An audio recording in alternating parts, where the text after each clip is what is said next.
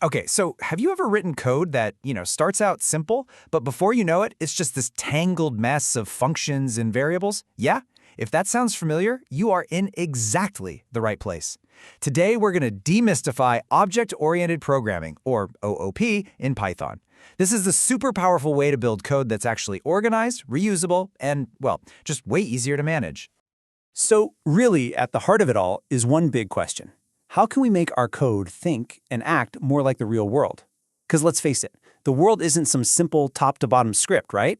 It's a collection of dynamic, interacting things. I mean, just look around you. The real world is packed with objects. Your phone, your car, even you, we're all objects. And every single object has two things in common. It has attributes, that's its data or properties, and it has behaviors, which are the actions it can perform. A camera has megapixels, that's an attribute. It can take a photo, that's a behavior. This is just how we naturally see the world. And that is precisely the idea behind object-oriented programming. It's a way of thinking that organizes code around these objects, basically mirroring that real-world structure. So instead of writing one long procedural script, we start building a small universe of objects that can all interact with each other. So, where do these objects actually come from? Well, they all start with a blueprint. And in OOP, we call that blueprint a class. The most important thing to get straight is the difference between the blueprint and the actual building. A class is the blueprint. It's the design for a car. An object, on the other hand, is the actual instance you build from that blueprint. It's your specific my car rolling right off the assembly line.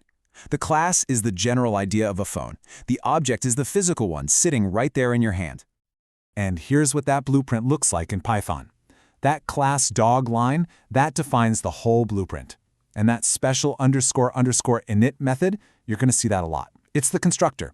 Think of it as the instruction manual that runs automatically every single time we create a new dog object, giving it a unique name and breed. And the best part is, this one simple blueprint can now be used to create thousands of different dog objects. Okay, but what if you need a new blueprint that's just a more specialized version of one you already have? Well, that's where our next big principle comes in: inheritance. You can think of it like creating a family tree for your code. Inheritance is, well, exactly what it sounds like. It's the ability for one class, the child, to get all the attributes and behaviors from another class, the parent. And this is a huge deal because it means we don't have to rewrite code over and over again. We can just reuse it. This flow shows you exactly how it works. You start with a general parent class, something like vehicle, that defines some common characteristics. Then you create a child class, like car, that inherits everything from the parent and then adds its own specific features. The child gets all the parent's abilities for free, which saves you from ever having to write the same code twice. And this whole relationship can get pretty sophisticated. You can have simple single inheritance, like we just saw. You can get into multi-level inheritance, kind of like a grandparent-parent-child relationship. And you can even have multiple inheritance, where a child class inherits traits from two different parent classes at the same time. All right, on to our third major superpower. Now, this one has a bit of a fancy name, but trust me, the idea is actually very intuitive. It's called polymorphism. Let's just break that word down. Poly means many, and morphism means forms. So literally one thing taking many forms. Think about it like this. You probably behave a little differently at the office than you do with your friends, right? You're still you, but you take on different forms depending on the context.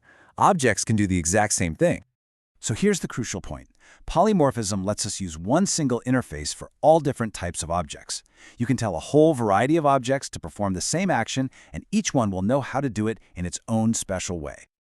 Now this is where it gets really elegant. We can write one single clean function, let's call it make sound.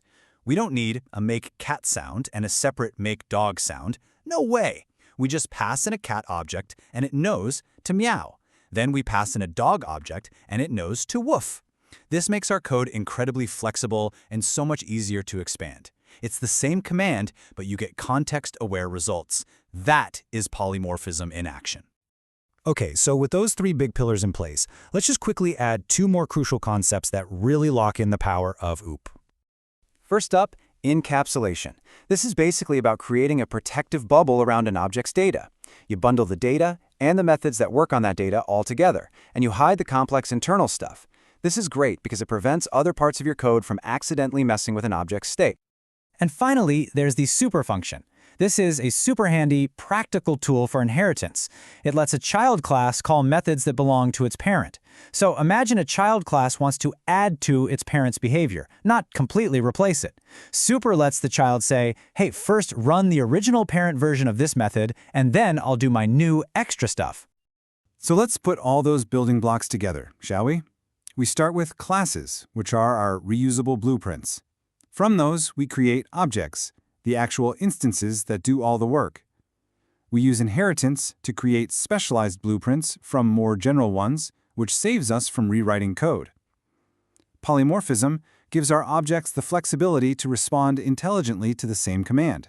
And encapsulation wraps it all up, protecting our data and keeping our code organized and safe. And there you have it. That's our look at OOP. You see, it's more than just a set of rules. It's a whole way of thinking that models the real world. It helps us write code that is dramatically more organized, reusable, and scalable.